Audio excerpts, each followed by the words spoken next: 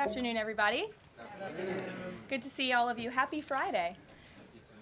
The President looks forward to embarking on his historic return to the Middle East, visiting Saudi Arabia, Qatar, and the United Arab Emirates next week, where he will focus on strengthening ties between our nations. 8 years ago, President Trump's first trip was to this same region of the world, where he introduced his bold peace through strength foreign policy strategy. On that trip, the president laid out his goal of eradicating terrorism and extremism in the region, which he successfully accomplished over the course of his administration with the total defeat of ISIS and the historic signing of the Abraham Accords. Now, 8 years later, President Trump will return to re-emphasize his continued vision for a proud, prosperous, and successful Middle East, where the United States and Middle Eastern nations are in cooperative relationships, and where extremism is defeated in place of commerce and cultural exchanges. This trip ultimately highlights how we stand on the brink of the golden age for both America and the Middle East, united by a shared vision of stability, opportunity, and mutual respect. The President greatly looks forward to visiting with our brave men and women in uniform at our U.S. Air Base in Qatar throughout this trip. Yesterday, President Trump demonstrated the art of the deal and secured a historic trade agreement, despite all of the naysayers who said no deals were coming. That, of course, turned out to be untrue. On the 80th anniversary of Victory Day for World War II, President Trump announced a great deal that provides American companies unprecedented access to the UK markets while bolstering U.S. national security. This trade deal will massively expand U.S. market access in the United Kingdom, creating a $5 billion opportunity for new exports for U.S. farmers, ranchers, and producers. This includes more than $700 billion in ethanol exports and $250 million in other agricultural products like good old American beef. The deal commits the United States and United Kingdom to work together to enhance industrial and agricultural market access and strengthens American competitiveness. Importantly, the deal also ensures streamlined customs procedures for U.S. exports. The UK will also be purchasing $10 billion of American-made Boeing planes as part of the deal. A trade agreement like this between the United States and the United Kingdom was being worked on for many years but continued to prove elusive. But because of President Trump's bold negotiating approach, he got it done.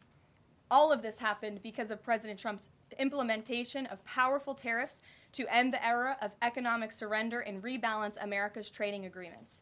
American workers and companies are the best in the world, and they finally have a president who has their backs, fights for them, and delivers good deals that puts them first. This is just the first of many trade deals to come. Get ready for more historic deals and our country to boom like never before.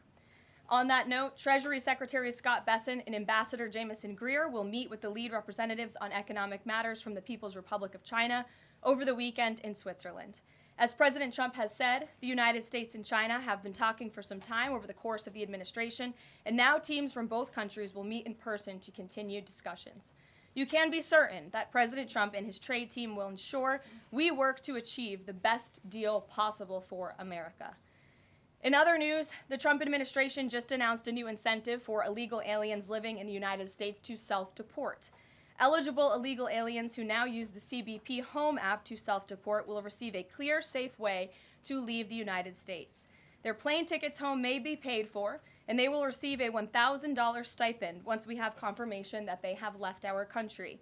This new feature will allow illegal aliens to have a planned departure out of the country and to leave as soon as possible in a dignified way.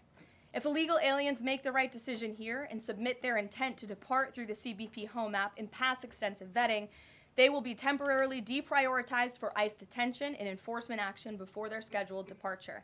And leaving voluntarily in this matter may improve their legal immigration options in the future. This initiative will also save massive amounts of money for American taxpayers. Voluntary departures are much more cost-effective than traditional removals. By deploying the CBP Home app in this new way, President Trump is aiming to reduce the need for costly arrests, detentions, and court proceedings. Currently, the average cost of traditional removal is more than $17,000 per illegal alien. Our projections estimate that the use of the CBP Home app will massively reduce that financial burden by approximately 70%, so taxpayer dollars can be redirected and our brave immigration law enforcement officers can focus on removing the most violent illegal aliens hiding in our communities. Finally, it was announced this morning that First Lady Melania Trump secured a $25 million investment in President Trump's budget to provide housing and support for youth transitioning out of foster care. And in recognition of the 7th anniversary of Mrs. Trump's Be Best initiative, the U.S. Department of Housing and Urban Development allocated funds toward the agency Foster Youth to Independence program.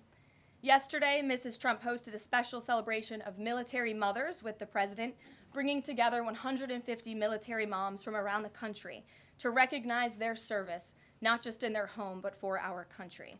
For those of you who were there at the events yesterday like I did, I have no doubt you will join me in recognizing how truly special those moments were. So let's get to questions. Here in our new media seat today is Andrew Egger, the White House correspondent for The Bulwark. The Bulwark is a new media company launched in 2019 with hundreds of thousands of readers on Substack and more than 1 million subscribers on YouTube. Andrew, please kick us off. And thanks for being here. Yeah, thank you for having me, Karoline. The president posted another ad this week for his Trump meme coin. The group that's running that coin is encouraging people to buy in order to win a dinner this month with the president. Why is the president planning to attend a dinner for the top investors in his coin? Look, the president is abiding by all conflict of interest laws. The president has been incredibly transparent with his own personal financial obligations throughout the years. The president is a successful businessman, and I think, frankly, it's one of the many reasons that people reelected him back to this office. There are at least some people who are buying this coin who seem to view it as an opportunity to influence the president's views. There was a logistics company this week that said they would buy $20 million in the coin in order to advocate for free trade between the U.S. and Mexico. If buyers are buying for that reason, are they wasting their money? Look, I can assure you the president acts with only the interests of the American public in mind, putting our country first and doing what's best for our country, full stop. That's his intention, and that's what he's focused on. Kristen, good to see you here today. Welcome back. Caroline. Thank you. Glad to be back. So on those China talks, what does President Trump expect to come out of those talks, and is he going to be disappointed if his team can't secure a deal? Well, look, the president is very confident in his Secretary of Treasury, Scott Bessent, and of course, Ambassador Jamieson Greer, who has played an instrumental role in all of these trade negotiations as well. I think yesterday's success, the announcement of a trade deal with the United Kingdom, is a great first step. Again, many said in this room it couldn't be done. Now we are moving forward with many other countries. We're talking to dozens of our trading partners around the world. But of course, China is a major country, a major player in this space. And the president has said, and he's right, China needs the United States of America. They need our markets. They need our consumer base. And Secretary Bessent knows that he's going to Switzerland this weekend with the full support and confidence and trust of the president here at home. Jack? Thanks very much, Caroline. Two questions. First, can you give us an update on U.S. efforts to mediate or have an impact on the conflict between India and Pakistan? Sure, I absolutely can. This is something that the Secretary of State and, of course, now our National Security Advisor as well, Marco Rubio, has been very much involved in. The president has expressed he wants to see this de-escalate as quickly as possible. He understands these are two countries that have been at odds with one another for decades, long before President Trump was here in the Oval Office. However, he has good relationships with the leaders of both countries, and the Secretary of State, Marco Rubio, I spoke to him just yesterday. He has been in constant communication with the leaders of both countries trying to bring this conflict to an end. Just one other question. Yesterday, we saw the news of a new pope. Before Pope Leo became Pope Leo, there were some critical comments that he made about President Trump and about Vice President Vance on his then X account. Does the White House have any reaction to those comments? The president made his reaction to Pope Leo's announcement yesterday very clear. He is very proud to have an American pope. I think it was a surprise to everyone. I saw the news media was surprised to report on that yesterday, but it's a great thing for the United States of America and for the world, and we are praying for him. India, Pakistan. Thanks, Caroline. The president has been pretty firm on keeping these 145% tariffs in place on Chinese imports. Today, via Truth Social, he said that he'd be possibly open to lowering those to 80%. Why the change, and how did the president land on 80? The president still remains with his position that he is not going to unilaterally bring down tariffs on China. We need to see concessions from them as well. And again, that's part of the reason that Secretary Bessent is going to talk to his Chinese counterparts this weekend to start those discussions in person. As for the 80% number, that was a number the president threw out there, and we'll see what happens this weekend. And always in the effort of transparency, I'm sure you'll hear directly from the Treasury Secretary or the president after those negotiations conclude. Jackie. Thank you, Caroline. Why did the White House announce this deal with the UK before all of the details were finished? That's not true, actually. I saw the fact sheet. I saw the deal as well before the president brought all of you in the Oval Office in the effort of transparency. You had the president and the prime minister on the phone talking to all of you directly about how this was a great deal, a phenomenal deal, and discussions will continue. But as I spoke to our Ambassador Greer yesterday, this is how trade deals work. You set an initial agreement, you set the framework, you set up the deal, and then of course,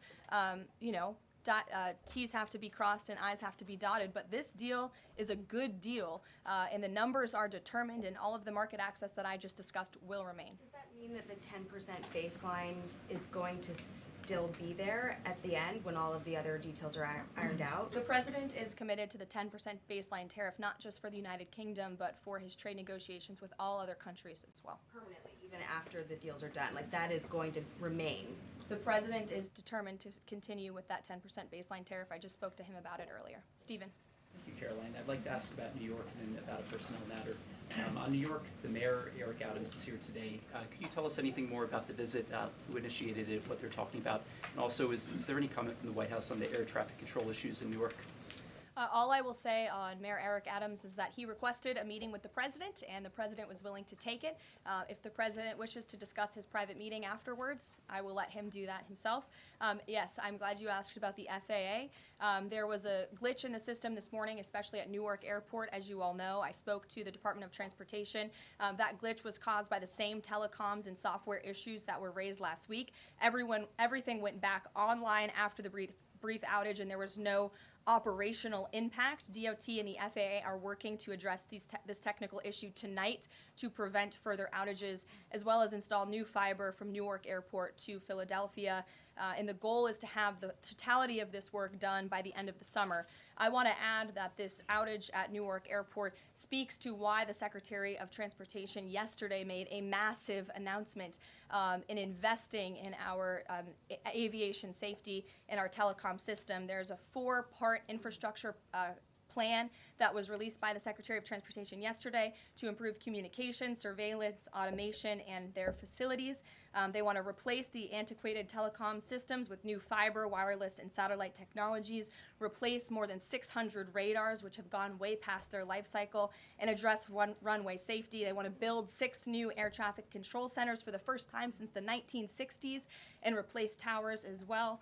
They want to implement new modern hardware and software for all traffic facilities to create a common platform system throughout the towers. These are much needed changes. This is a very bold plan by the Department of Transportation. I think it's unfortunate that the previous administration sat on their hands and did nothing, but how grateful we are that we have a Department of Transportation and a secretary and a president who's willing to take bold action and change. The personnel matter, Caroline, could I ask? Thanks, Caroline. Just going back to India, Pakistan, can we expect President Trump to get in touch personally with the leaders of those countries to try and de-escalate this situation? If and when that happens, we will certainly let you know. Natalie. Thanks, Caroline. Sure. I have a question about the Middle East trip. Will any of the president's family members, like including Don Jr., Eric, or Jared Kushner, be joining him on the trip? I am not tracking any of the president's family members joining us at this time, but of course the first family is welcome to come.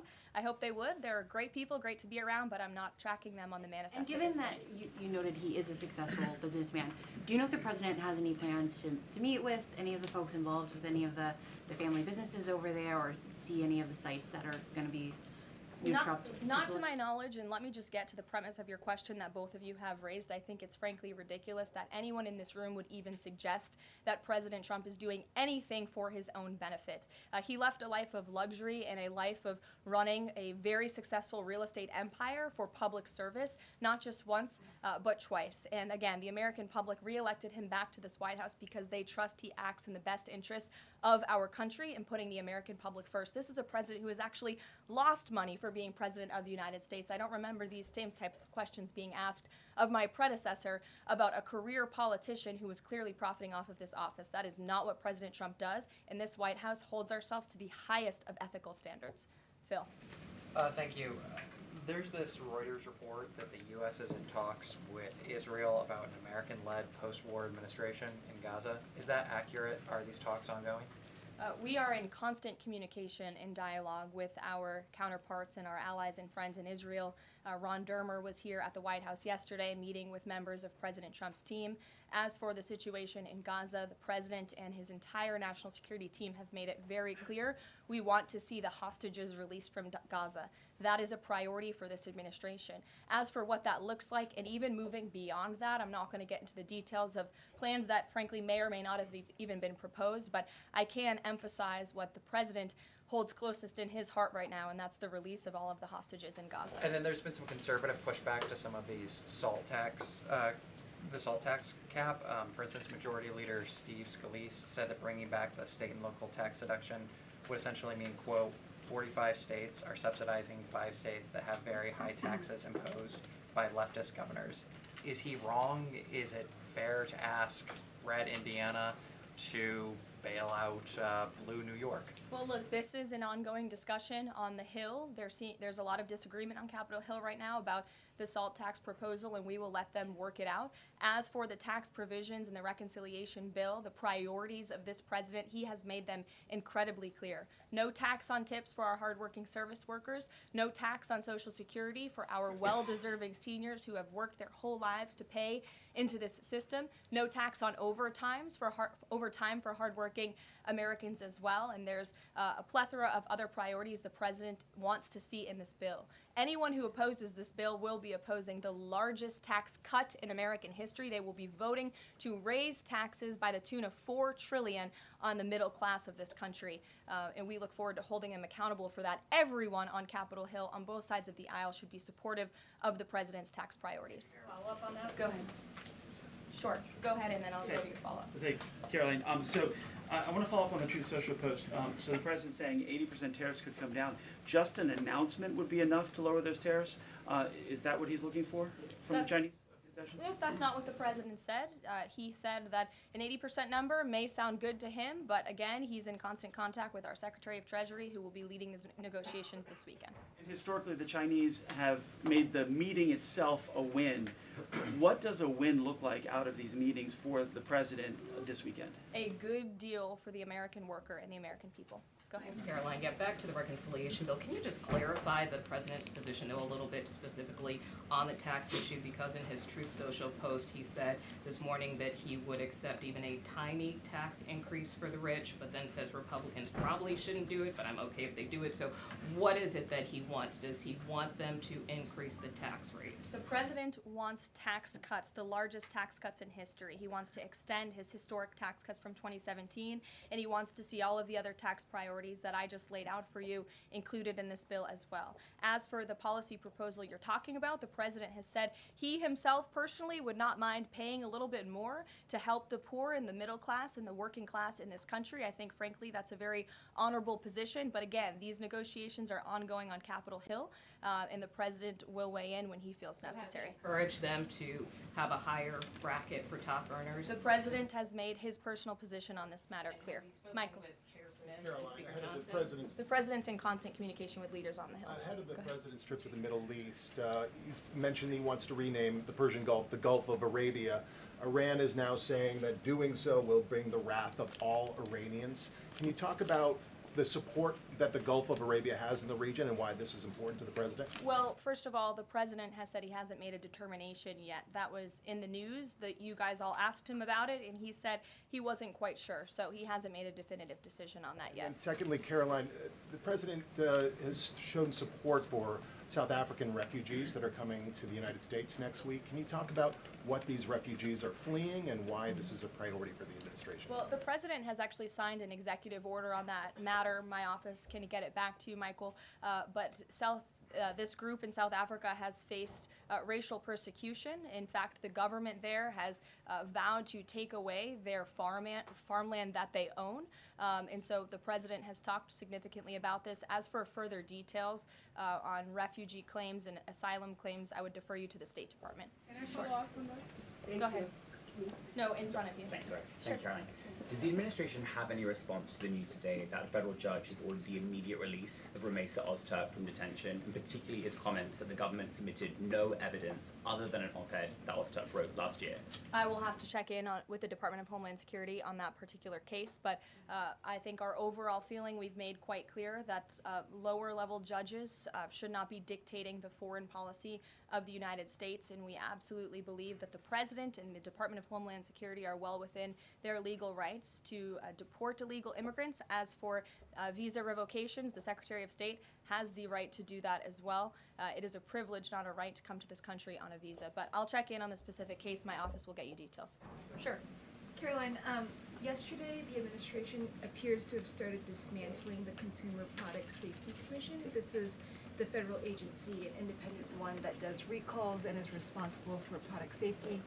Does the administration not believe that it's important, to keep toys and cribs? I mean, you're a young mom, off of the market. It's a federal agency within which branch? It's the executive branch. Who's the head of the executive branch? The President of the United States. Created by Congress. He has the right to fire people within the executive branch. It's a pretty simple answer. Francesca. Thanks. One foreign policy one and then a domestic policy thing if I could. As far as the president's trip goes next week, is he planning to meet with the FIFA president in either Saudi Arabia or Qatar? And if so, could you give us some more details about that? The president has quite a few meetings with many people when he is there. We can certainly check at the itinerary and let you know if the FIFA president will be there next week. Frankly, I'm not quite sure, but we can certainly get you an answer. As you know, the president attended a FIFA task force meeting at the White House this week. And on the domestic front, could you explain why the FEMA administrator was removed from his position this week? Look, this is a personnel matter in regards to the Department of Homeland Security, but my understanding is that this individual testified saying something that was contrary to what the president believes and the goals of this administration in regards to FEMA policy. And so, of course, we want to make sure that people in every position are advancing the administration's goals. But as for specifics, I defer you to the Department of Homeland Security. We leave it up to our great cabinet secretaries when it comes to personnel matters. Okay. Sure, in the back. Thank you. Aid hasn't gone into Gaza in 10 weeks. Israel says that this is a policy to pressure Hamas in the negotiations, in the ceasefire negotiations. Is this a policy that this administration supports? The president answered this week. He said that he wants to ensure that aid can get into Gaza, but we have to do it in a responsible way to ensure it doesn't end up in the hands of terrorists. So this is something the administration is actively working on, and when we have a policy to announce on this definitively, we can certainly let you know. Can you talk about this effort for the U.S. to take over the distribution of aid in Gaza, to exclude Israel, but also international organizations said this effort militarizes aid? I would reject that characterization by whatever groups you are citing. Kelly. Caroline, thank you. I want to get back to the First Lady Melania Trump dealing with foster children. That's an important component in American life to see what happens to the future of our children, particularly in foster care. Can you explain the significance of this development between the First Lady and the Housing and Urban Development? Yes, absolutely. It's millions of dollars that will go into a program that helps these children transition out of foster care to have productive and positive lives. And I'd like to share a personal story since you asked if I may. I hope the First Lady won't mind. I was at an event in Florida last year, and I was approached by a gentleman who was a foster dad, and he had taken in, I think it was 6 or 7 foster children. And he spoke to me. He had recognized me in my work for President Trump's campaign at the time. And the little boy who was with him talked about the personal relationship that he had with First Lady Melania Trump. And the conversation she had had with him and how she really encouraged him to be the best that he could be during her first term here at the White House, and how even after she and President Trump left the White House, she kept in very close touch with this young foster child. It was a touching moment that I will never forget, and it speaks to the heart of this First Lady and the great work that she is doing for foster children. And this is certainly a very big announcement that I know our Secretary of Housing and Urban Development is in particular very excited about, and we can certainly get you all the details on that program. John. Thanks a lot, Caroline. I want to ask you about the trade deal that the President announced yesterday with the UK as it relates to the auto sector. Sure. The trade group that represents the big three here in the U.S. believes that it may put the big three automakers at a competitive disadvantage. What the trade group says is that it will now be cheaper to import a UK vehicle with very little American content than a USMCA compliant vehicle imported from Mexico or Canada with just 50% American content. What's your response to that criticism coming from this trade group? Well, first of all, let's be clear about what the deal does. It sets a 10% rate on auto imports for the first 100 cars that are imported into the United States. 100,000 cars, thank you. That would be very few cars. 100,000 cars imported from the United Kingdom. After 100,000 vehicles, it goes back up to a 25% tariff. And as for our U.S. auto manufacturers, our auto industry, the president wants to put them on the best pedestal to compete. And by the way, if they produce vehicles right here in the United States of America, they will face no tariff at all. I would argue of any industry, the president has spent more time talking to and listening to the concerns of our auto industry here at home. He hears them, he believes in them, he wants to see them produce their vehicles here in the United States of America. This is a good deal for them too. Is this a model for European and Asian vehicles as well, what we see coming out of the UK trade deal with the US? Look, all of these deals are going to be tailor-made. The president has said that from the beginning. It's very apropos that the first trade deal was announced between the United States and the United Kingdom, one of our oldest and greatest allies, but each country has unique concerns and challenges in terms of American industry. We need to open up markets in every single country, and obviously the needs are unique, so our trade team is looking at each country and the advantages that we can pursue for American industries and American workers. Sure. Happy early Mother's Day. Oh, thank you. The president said yesterday that he would be speaking with Zelensky shortly. Did that call happen yesterday, or do we expect that to happen in the near term? The call happened yesterday. President Zelensky called the president to tell him that the critical minerals deal had passed the parliament in Ukraine. I talked to the president about that call. He said it was very good and productive, and of course the critical minerals deal is great for Ukraine, but also of course for the United States of America and our taxpayers here. It was a good call, and they also spoke about, of course, the ceasefire that the president proposed, the 30-day ceasefire between Russia and Ukraine, which we know Europe is on board with, and we hope both countries will agree to. So next week, do we expect President Putin, is there any chance that he could meet with Trump while he's in the region? The president answered this yesterday. Not going to happen. Question on ceasefire. Has he got any reaction from Zelensky or Putin on the proposal for ceasefire? Is he satisfied by the reaction to that proposal? Not to my knowledge, but certainly if there is a reaction and updates, I'm sure you'll hear directly from the president. Question, the president fired the Librarian of Congress. Why did he choose to do that? We felt she did not fit the needs of the American people. There were quite concerning things that she had done at the Library of Congress in the pursuit of DEI and putting inappropriate books in the library for children, and we don't believe that she was serving the interests of the American taxpayer well, so she has been removed from her position, and the president is well within his rights to do that. John. Thank you, Caroline. Happy Mother's Day as well. Thank you. President Trump ran on delivering the biggest tax cut in history, got over 70 million votes. Right now, you got a handful of obstructionists in the Republican conference that are saying they're not going to go along with his tax cut package. You just said those that don't will be held accountable. What is your description of being held accountable? Well, look, I think they'll be held accountable by the voters in their respective districts if they choose to vote for a tax hike to the tune of $4 trillion, which would raise taxes to thousands of dollars per household in this country. The president has great political instincts. That's why he's back in the Oval Office, and Capitol Hill should follow his lead. As for the president, speaking of him, he will be signing executive orders later this afternoon. We are happy to provide more information on those executive orders if you wish. Thank you for the Mother's Day wishes, and happy Mother's Day to all of the moms in the room. And don't forget to call your mom this Sunday. We'll see you guys later. Have a good weekend. Thank you, Caroline.